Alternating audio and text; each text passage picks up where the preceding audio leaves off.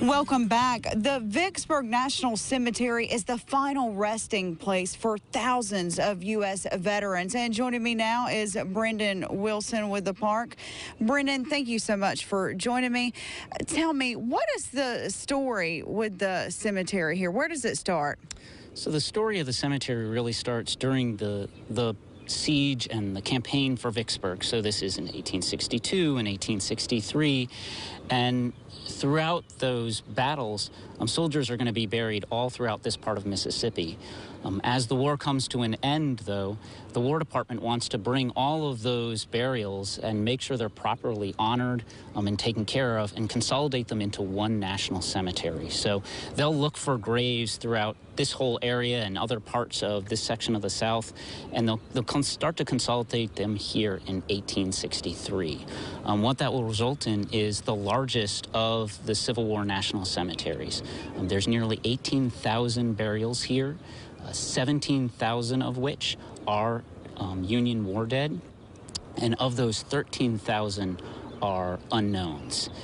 In addition, as part of that 17,000, there are over 5,500 of the U.S. colored troops, the USCT, which were African-American soldiers that served with distinction during the Civil War. Mm-hmm. And you can see the smaller square graves in the ground are the unknown soldiers. There's many of those.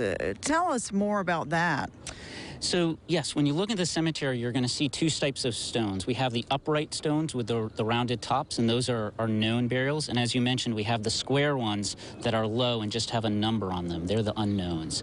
Now, at the time of the Civil War, we didn't have the same way that we would identify war dead today. Soldiers back then wouldn't have had dog tags. There wouldn't have been that same thing that can survive. And these burials are going to be quick burials, combat burials. Often they would just be marked with a wooden marker, and sometimes not at all. So while often the soldiers who buried their comrade knew who it was in that burial, when they disinterred them, they didn't always have the information to know who was in that burial. And so that's why one of the many reasons why we end up with so many unknowns is just the record keeping wasn't the same. They didn't have dedicated teams like we do now. During World War I, World War II, they had burial registry teams that made sure they knew who they were burying and were able to keep better records. So this is the largest Civil War cemetery. Mm-hmm. Tell us why we should remember the Civil War. Absolutely.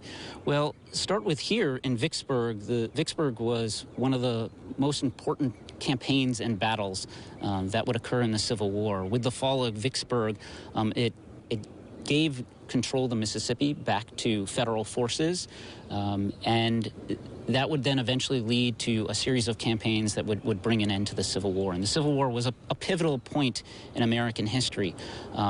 As Lincoln would say, it would bring about a new birth of freedom and bring about the end of slavery here in the United States and really start to change the approach that the nation was taking. Well, thank you so much. I know in our next interview at 6:30, we're going to show how you guys do the flag placement to make sure we don't forget the soldiers who are buried here. Thank you so much, Brendan.